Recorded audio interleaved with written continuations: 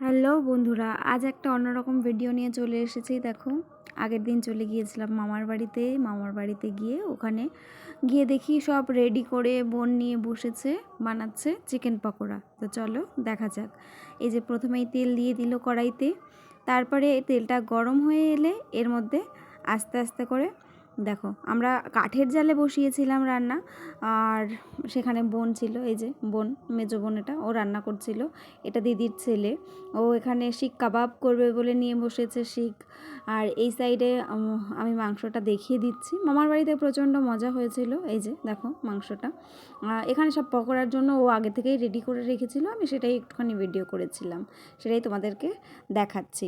এখানে তেলটা অনেকটাই গরম হয়ে এসেছে, আর এই সাইডে আলাদা করে আবার তৈরি করা হয়েছে চাটনি, ধনেপাতার চাটনি। এটা আদা বাটা, রসুন বাটা, কাঁচা লঙ্কা, এর সঙ্গে ধনেপাতা, একটা টমেটো, আর আছে একটু লেবুর রস, এইসব দিয়ে একটু জলজিরা দিয়ে ওটা বানানো হয়েছিল। তারপরে এখানে তেলটা, এর মধ্যেই তেল গরম হয়ে গেছে, তেলটার মধ্যে চিকেনটা ছেড়ে দিল। এখানে বোনও চলে এসছে ভিডিও করতে।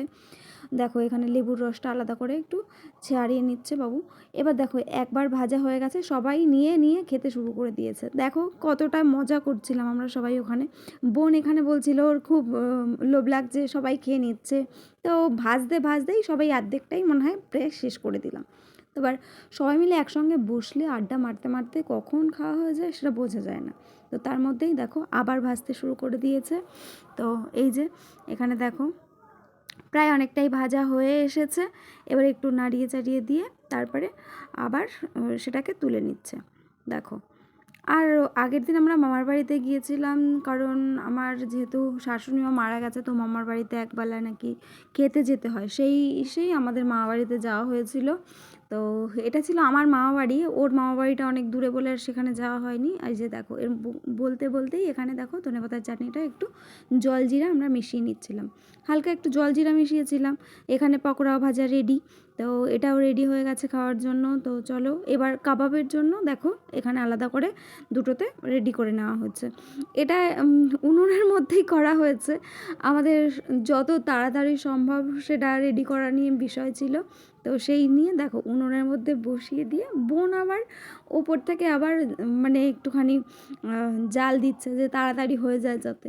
যেটাকে যেহেতু কাঠে করা হয়েছিল, তো যেই উনুনে রান্না হয়েছে তার মধ্যেই একটা পাটকাঠি দিয়ে আবার একটু কিছু দিয়ে ওটা দিয়ে আবার ধরিয়ে দেওয়া হয়েছে।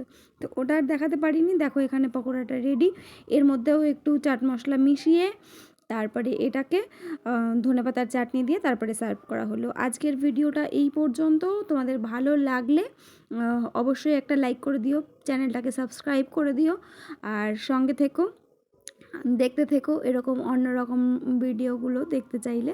তো সবাইকে অনেক অনেক ধন্যবাদ দেখার জন্য। শাশুড়িমা অসুস্থ থাকার জন্য ঠিকঠাক করে ভিডিও আসছিল না, এবার থেকে ঠিকঠাক করে ভিডিও দেওয়ার চেষ্টা করব। তো দেখতে থেকো, সবাইকে টাটা।